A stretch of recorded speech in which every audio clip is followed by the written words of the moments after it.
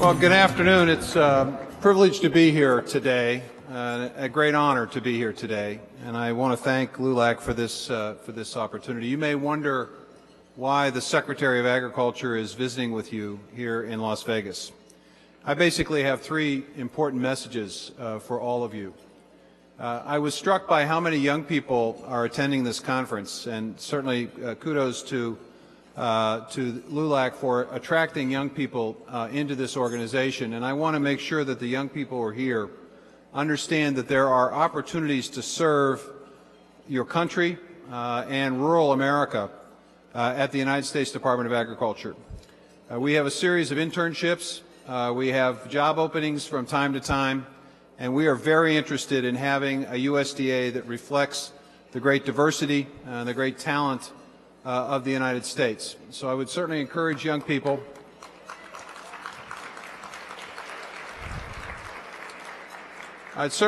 the young people here to take a look at USA jobs, take a look at our internships. They're all over the country. Many of them are in Washington, D.C. as well.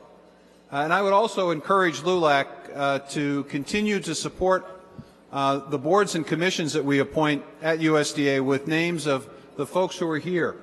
I just met with President Moran and the Executive Director Brent Wilkes, and I encourage them to give us your names so that we can make sure that as we put together literally hundreds of boards and commissions, that again, what we do at USDA is reflective of the great diversity and the intelligence and creativity that America is. We need your help and assistance in serving on these boards and commissions so that we have a diverse membership.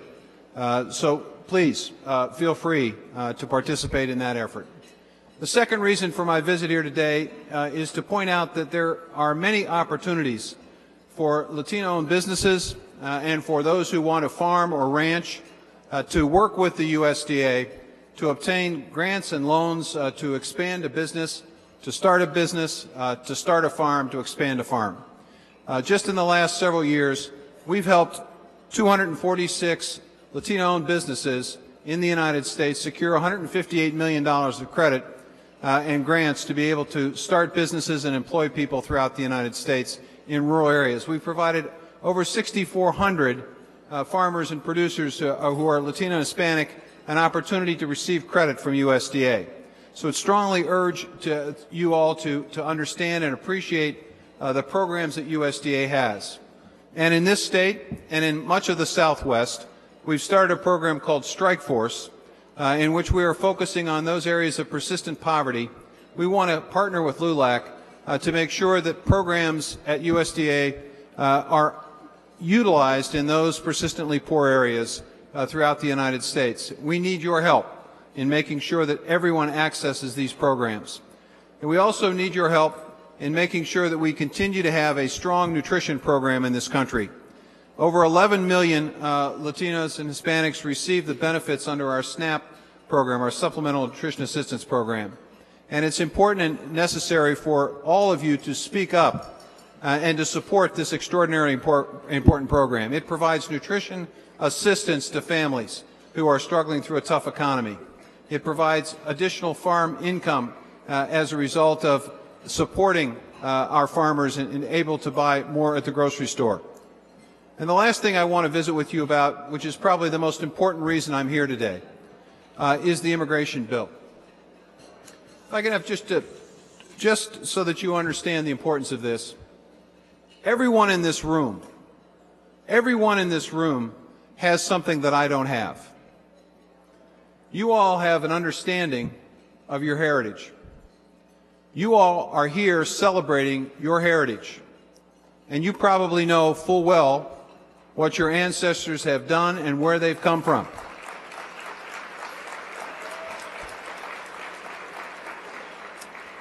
I started out life in a Catholic orphanage. I don't know my heritage. I don't know who my birth father was. I don't know who my birth mother was. And I really don't know what nationality they may have been. I'd like to think today that maybe I've got just a little Latina blood in me, maybe, a little. But this is what I know. Even though all of you have something I don't have, we all have something in common, and that is that we are part of this great country. And we want more folks to have the same opportunities that we have had. The opportunity to come here, to raise their families, to grow a business, to see their sons and daughters be educated and have a better and more fulfilled life. That's the American experience. And central to that American experience is an immigration policy that allows people to come into this country and who recognizes the contribution of those who have been here for so long.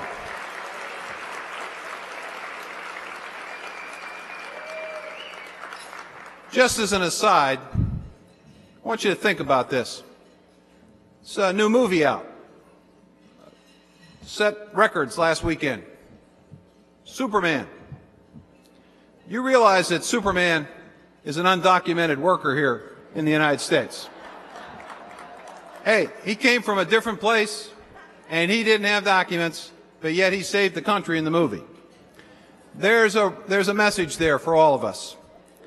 That message is this: we need to be a country that continues to be open. We need to be a country that understands that the American experience needs to be relived and regenerated, and it is through immigration.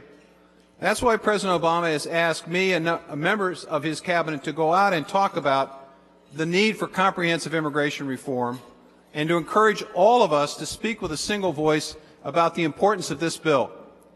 I can tell you that from an agricultural perspective, this is the most important month we've seen in agriculture in a long time. We've got a food, farm, and jobs bill being debated in one chamber and an immigration bill being debated in the other chamber. Both of them are critical to the future of agriculture. We need more hands to be able to harvest the extraordinary diversity of what we grow in this country. And today, unfortunately and tragically, we're not getting all of our crops harvested because we don't have a comprehensive immigration system that works. So we are supporting an effort in the Senate to get a comprehensive bill formed. And this bill has basically 4 or 5 benefits that I want to visit briefly with you about. First and foremost, this is a pro-growth bill. History tells us that when we have comprehensive immigration reform, it's not just the new Americans that benefit, it's all of America that benefits. The economy grows and it expands. Economists have suggested it may be as much as a half to a percentage point of GDP growth. Secondly, this is a pro-deficit reduction bill. For all those conservative folks who are concerned, as we all are, about the deficit, the Congressional Budget Office just yesterday announced that with the passage of comprehensive immigration reform, we'll see that budget deficit reduced by $175 billion. And the reason we will is because we'll be bringing people out of a cash economy where they're taken advantage of into the regular economy where their rights can be protected and their wages are fair and reasonable. It's a pro-growth and a pro-deficit reduction bill. I'm 62 years old. This is the third reason, is one I like in particular, and that is it's a pro-Social Security bill, because it's going to strengthen our Social Security system as well. It's going to make contributions to that system so that we can guarantee those who have come before us to have a decent retirement. And it is a pro-agriculture bill. It is a pro-agriculture bill. It provides a stable workforce and a workable guest worker system with decent wages, decent housing, and decent transportation protections. Folks, this is an important bill. This is an important time for America. And there are those who talk about border security. Make no mistake about it. This administration's committed to border security, as I know you all are. You know that a comprehensive immigration bill won't work without border security. But we need to be wary of those who try to impose such strict standards on that border security that it isn't about border security, it's about killing the immigration bill. That cannot be allowed to happen.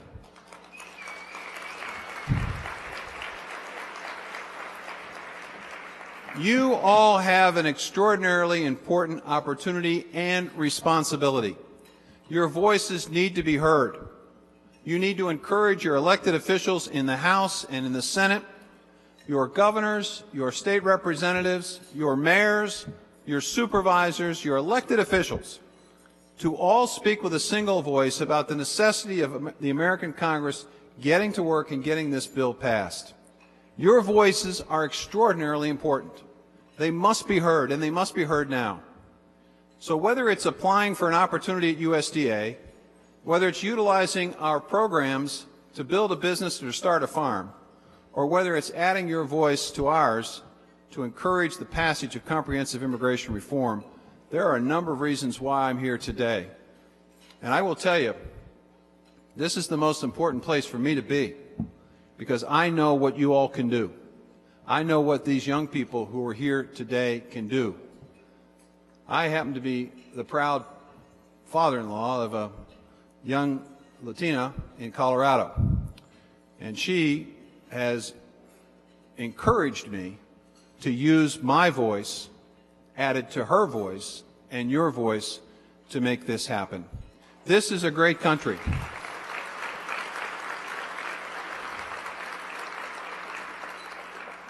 This is a great country, and I'll finish with this.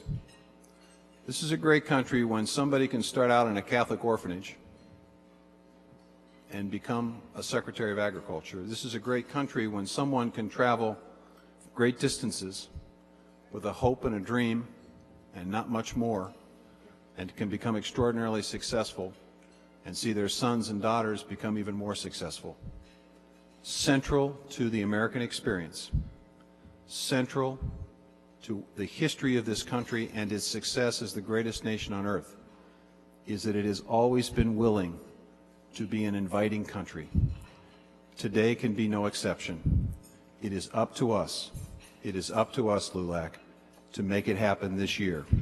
Comprehensive immigration reform must happen this year, and with your help, it will. God bless you all.